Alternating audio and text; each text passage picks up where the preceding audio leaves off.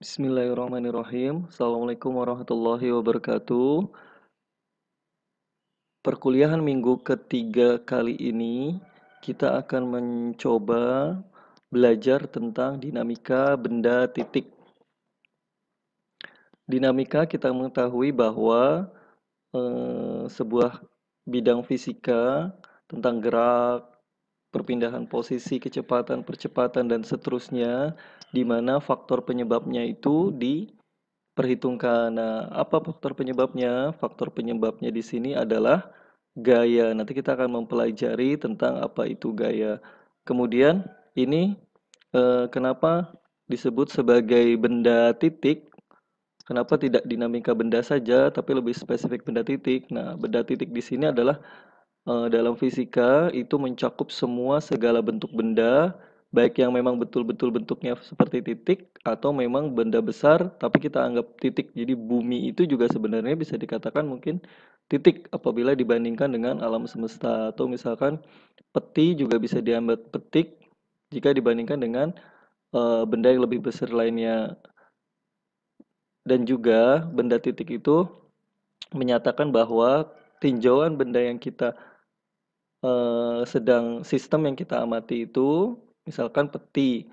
Nah, peti itu dianggap benda titik, berarti dia dianggap masanya homogen, seragam. Ketika dia bergerak itu tidak ada faktor rotasi atau apa, dia tidak menggelinding, dia hanya bergerak lurus saja, kurang lebih seperti itu. Jadi dari tinjauan massa dan dia masanya seragam, kemudian tidak ada faktor pada saat bergerak itu masanya tidak berubah dan tidak ada faktor rotasi, tapi hanya bergerak lurus saja. Mudah-mudahan difahami ya. Tujuan instruksional khusus perkuliahan kali ini adalah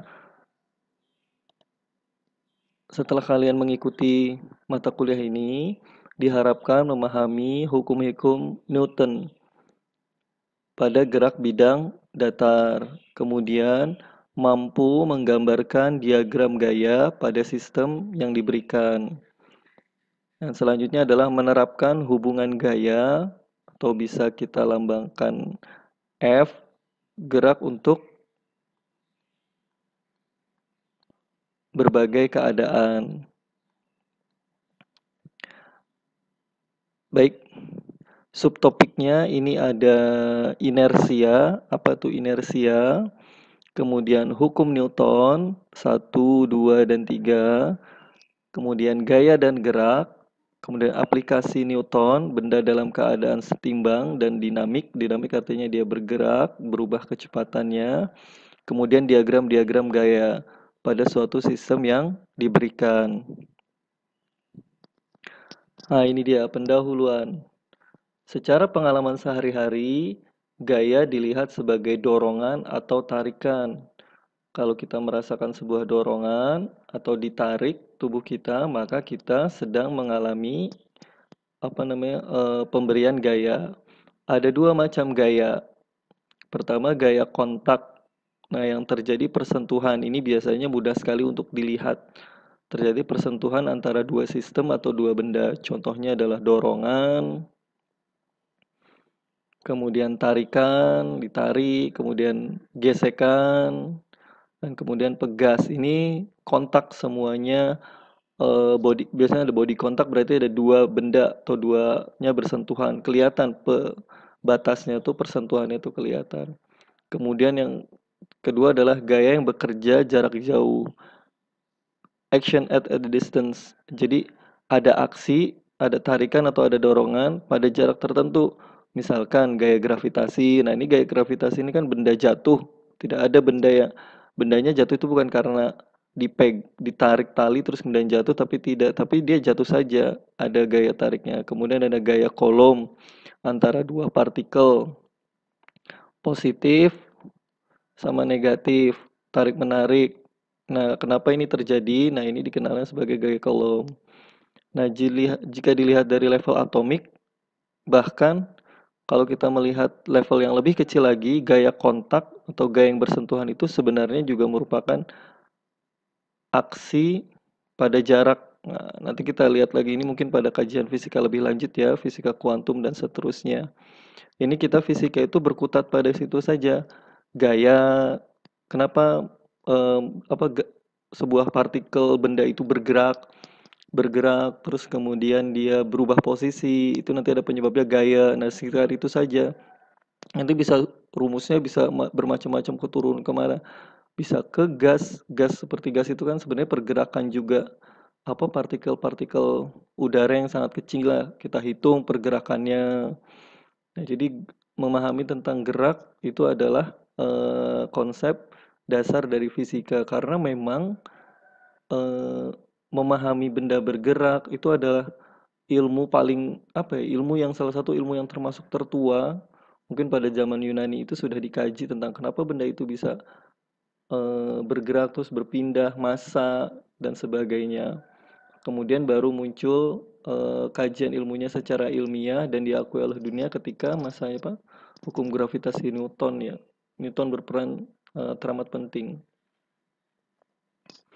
Nah, itu dia lihat pendahuluan. Nah, Aristoteles ini sekitar 632 kalau tidak salah, nanti dicek lagi sebelum Masehi, hidup masa beliau.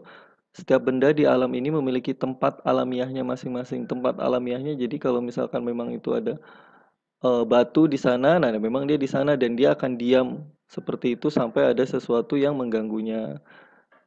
Nah, selanjutnya Galileo tahun 1500-an, bayangin ya, hampir ini bukan 632, ini 300-an.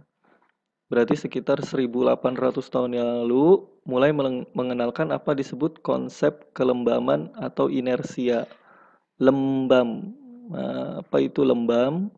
Kelembaman atau sifat alamiah benda itu ketika diletakkan pada suatu tempat itu dia mempertahankan posisi. Nah, itu disebut sifat kelembaman. Kemalasan. Kemalasan, malasnya suatu benda untuk berpindah dari satu posisi ke posisi yang lain. Jadi kalau misalkan ada kalian atau kawan kalian yang mager ya, malas gerak, mulai sekarang bilangnya itu adalah kelembamannya tinggi. Kalau misalkan berarti malasnya tinggi, dia malas bergerak. Inersia memang alamiahnya seperti itu. Maka perlu ada upaya untuk dia bisa bergerak. Nah, kemudian dilanjutkan oleh Sir Isaac Newton, itu tahun 1600-an, sekitar 100 tahun yang lalu. Ini Isaac Newton itu 1652, kalau tidak salah. Ini adalah kelahirannya dia dan atau ketika Galileo lahir. Jadi Galileo meninggal, itu Isaac Newton lahir. Jadi seperti meneruskan dan memang Isaac Newton ini salah satu pendukung keras atau apa namanya, pengagum berat Galileo Galilei dari Italia. Jadi Isaac Newton merasa bahwa dia hidup itu untuk melanjutkan misi dari Galileo tentang karena kan kita kemarin sempat dibahas bahwa Galileo adalah bapak fisika modern ya, di mana semua yang berkaitan dengan ilmu fisika harus diujikan secara eksperimen baru diterima oleh kebenarannya. Oke, nah ini dia filosofi Sir Isaac Newton pada bukunya, ini buku yang fenomenal ya, yang ditulis oleh dia tentang prinsip matematika, tapi bukan hanya murni matematika ya, tapi untuk kita lanjutkan dengan konsep gaya dan massa inersia. Gaya sebagai penyebab dari perubahan gerak sebuah benda. Kemudian gerak adalah perubahan posisi terhadap waktu.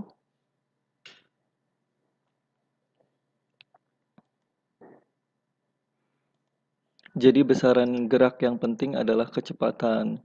Kemudian perubahan gerak berarti juga perubahan kecepatan. Jika perubahan kecepatan maka disebut sebagai percepatan. Pada kinematika kita sudah bahas. Bila mana ada percepatan muncul, kalau ada percepatan sebuah benda itu percepatan muncul, berarti ada gaya penyebabnya ya. Bisa difahami yang runutannya ya. Ketika benda itu ada percepatan, maka pasti dipastikan maka ada gaya penyebabnya. Yang nah ini dia. Massa. Massa adalah ukuran kuantitatif. Kuantitatif itu bisa dihitung, 1, 2, 3 besarannya itu bisa kita bandingkan langsung, kita ukur langsung. Satuannya massa kan kilogram. Kemudian benda, kemudahan. Nah ini dia lihat. Ada kata kemudahan benda diubah keadaan geraknya. Ketika massa adalah ukuran kuantitatif, ketika bendanya diubah menjadi keadaan geraknya, maka massa adalah menjadi ukuran dari inersia, bagaimana ukuran dari kecenderungan benda untuk mempertahankan keadaannya. Ya, massa nanti ada massa diam, ada massa bergerak.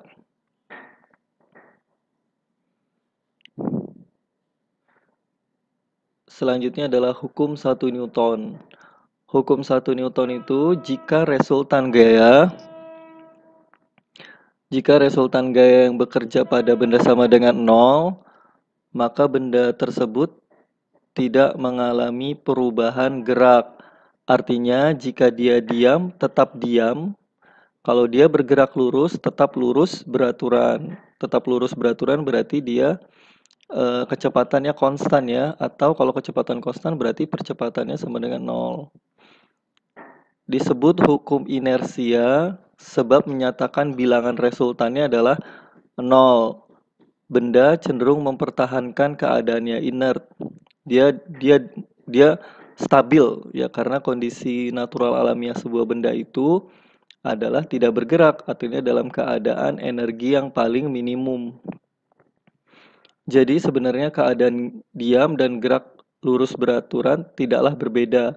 Dua-duanya tidak memerlukan adanya gaya resultan. Gaya resultan sama dengan 0. Gaya yang bekerja pada benda tersebut adalah resultan. Nah ini perlu diingat, gaya bersifat vektor, jadi resultannya dilakukan penjumlahan secara vektor.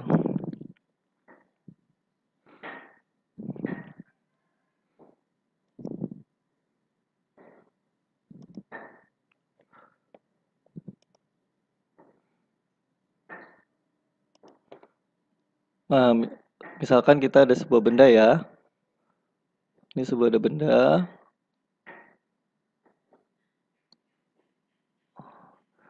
Kemudian dia diam. Diam itu berarti kecepatannya 0. Ya tentunya juga percepatannya juga 0. Kemudian ada benda juga. Dia bergerak. Percepatannya 0.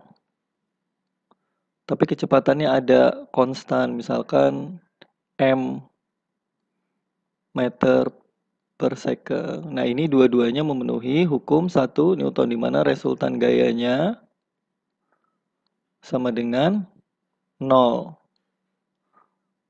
Ya, jadi dari arah nah ini benda ini memiliki massa. Benda ini memiliki massa. Ketika dia tidak dalam keadaan merubah posisinya, jadi tinjauannya adalah percepatan ya.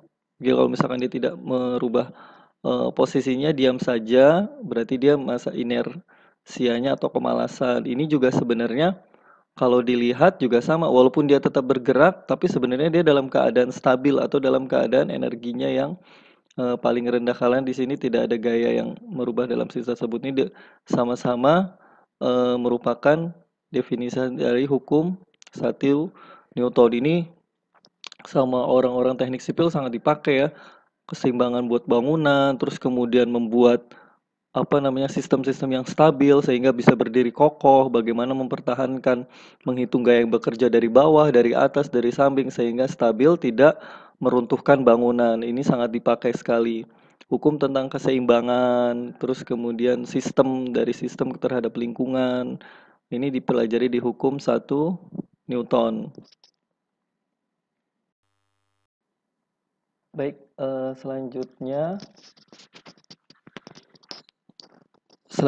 kita akan masuk ke hukum 2 Newton.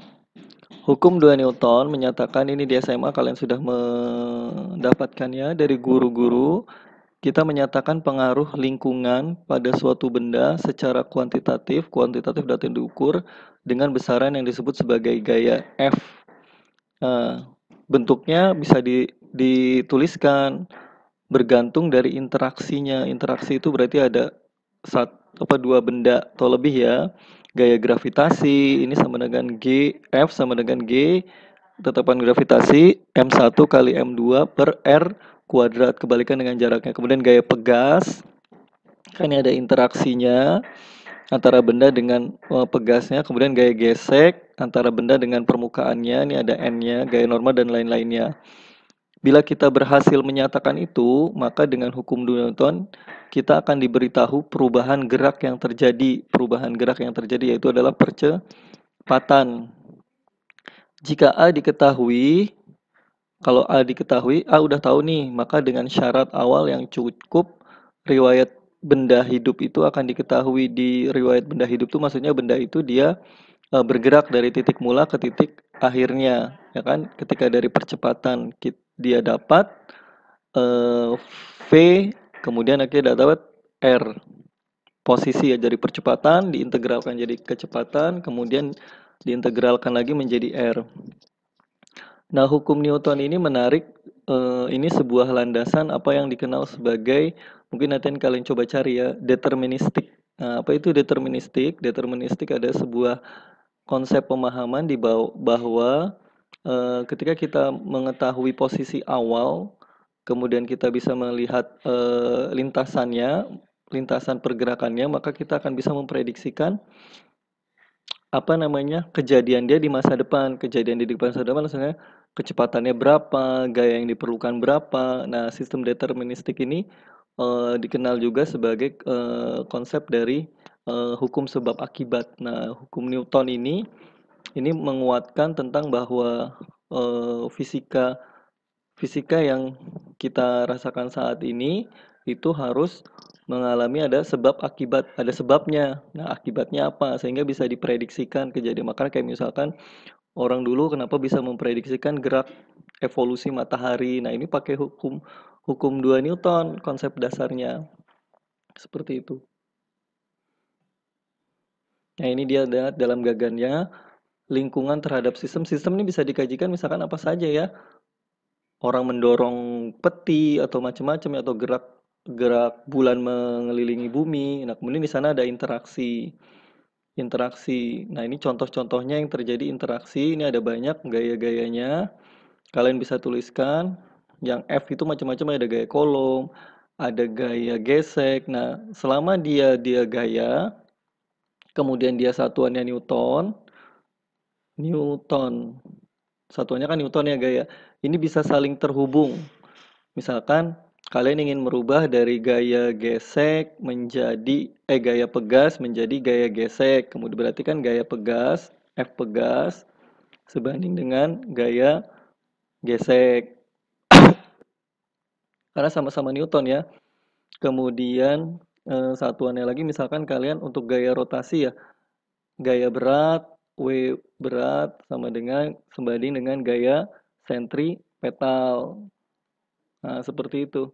Jadi nanti kalian bisa turunkan interaksinya, nanti mungkin bisa kalian coba contoh-contoh soal yang banyak di SBMPTN itu ya.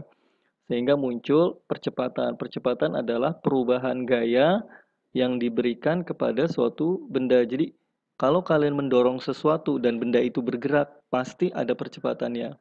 Kalian menarik sesuatu, kemudian benda itu bergerak, pasti ada percepatannya. Kemudian setelah kalian tarik beberapa saat, ternyata si bendanya ini kecepatannya konstan. Nah, pada saat itulah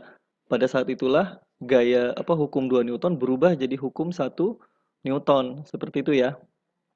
Nah, ini kemudian syarat awalnya ini adalah dari percepatan menjadi kecepatan diintegralkan menjadi posisi. Kurang lebih seperti itu. Untuk pertemuan kali ini kita fokus ke hukum 1 dan hukum 2 Newton. Ini terkenal sama dengan rumusnya F M kali A vektor. Baik, itu saja. Terima kasih.